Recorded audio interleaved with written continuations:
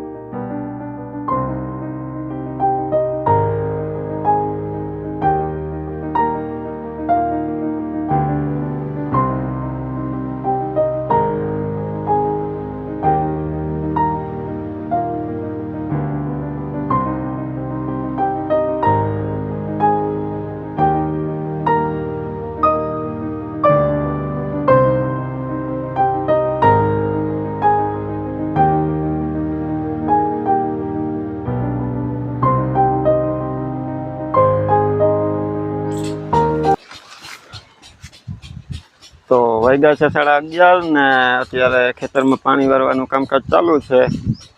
કલાક જેવું થયું મેં મશીન ચાલુ કર્યું, અને મશીનનો અવાજ તમને આવતો હોય છે।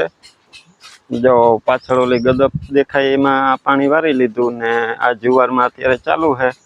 હજી થોડુંક ઓલી બાજુ આપણે જો પાછળ દેખાય એ બકાલું, એમાં પાણી વારવાનું હજી બાકી છે। ભીંડા ઉતાર્યા હતા ને રાખી દીધા હતા, શાક બનાવી લીધું ને રોટલા થઈ ગયા, અથાણું ને પછી આ છાશ તો દક્ષાએ બનાવી લીધી હતી।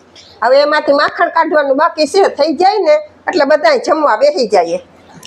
હા, પ્રિયલ ને રમાડતી હતી છાશ બનાવીને, જો એને ઠેકડા મારવા જોઈએ, પછી રસોઈ થઈ ગઈ ત્યારે એટલે શું કરે તું? પ્રિયલ શું કરે? હમણાં સુવડાવી દેવી એને। 10 વાગ્યાની જાગે હજી નીંદર નથી આવતી? એને સુવડાવી દઉં પછી બપોરા કરવા બેસી જઈએ, તો બધા હાલો બપોરા કરવા। આપણે ખેતરમાં આવ્યા હતા ખરી આ ખડ ઉપાડવા, પણ આ સુકાઈ ગયું હતું ઉપડે એમ ને ઘડીકમાં। એ ઉપડીએ નહીં, પણ એ ધીરે ધીરે કર્યું તો એ થાય। આ મેં વરસાદ આવે ને તો આપણે આ ચોખ્ખું કરી નાખીએ। એમ તો ખવાય હું આવ્યો તો તે થોડુંક જો ઓલા ક્યારા કરી હાથી ભલે ને તારે થોડું ઊંડા નબરી હોય ત્યાં આવું। પાછી ઓલી છોકરી ઝીડકી હતી, દક્ષા તો આવે ને આવી ન હોગે, હવે એ રાયડું નાખતી હોય વાહે તો વળી વાહે બરકવા આવવી।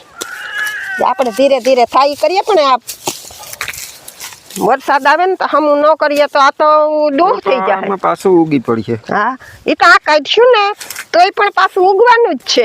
આ કડવું ખડ છે ને, જો આ કડવું ખડ એ તો જાહે જ નહીં, આ તો બહુ થાય। આ કાંજણ ક્યાંથી બી આવ્યું, નકર આ હતું જ નહીં પેલા। કડવું ખડતા બધા એવું થાય। હા, એવું થાય તી ને કોઈ દી આ ખડવું ખડ જોયું નતું અમે, બહુ થઈ જશે।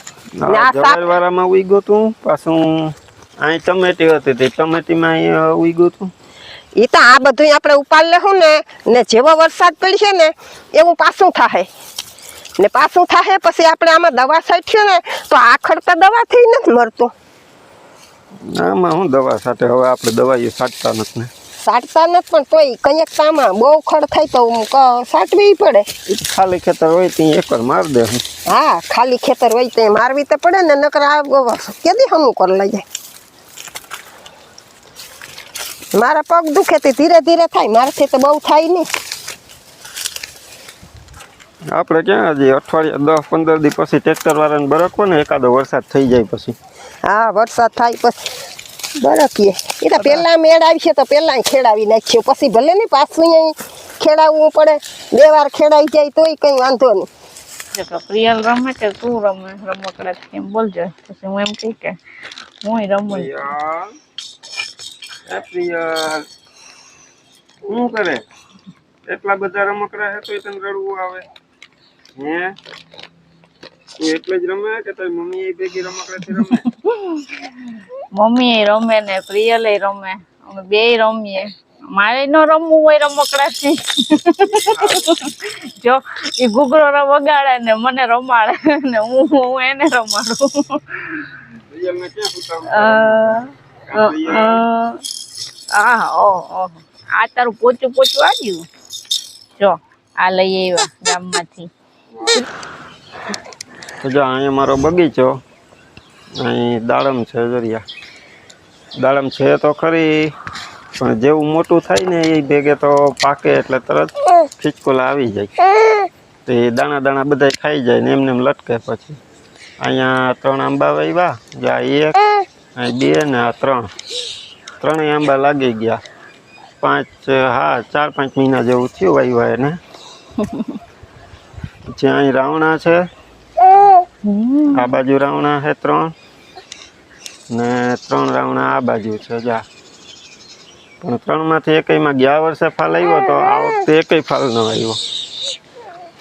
હવે શું હોય એમાં તો ફાલ કેમ આવતો હોય તો કંઈ ખબર નહીં. ગયા વખતે આવ્યો તો એ થોડા જ આવ્યા હતા. અહીંયા છે ચીકુડી, આ નાનકડી ચીકુડી છે. એની પેલા વાવી હતી. આ મોટી ચીકુ છે.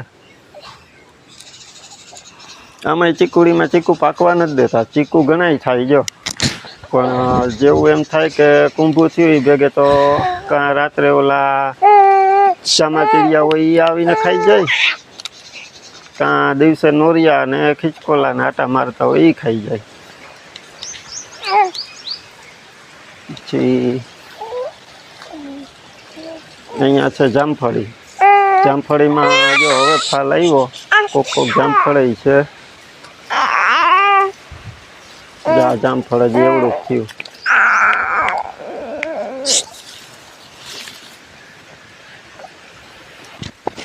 જામફળ અસલ છે, મીઠા મીઠા. અહીંયા છે મીઠો લીમડો. બાકી તો અમુક બીજા મોટા ઝાડવાઈ રાખ્યા એટલે થોડોક છાંયો પડે. અહીંયા એક આસોપાલવ છે. અહીંયા એક બીજો મીઠો લીમડો છે.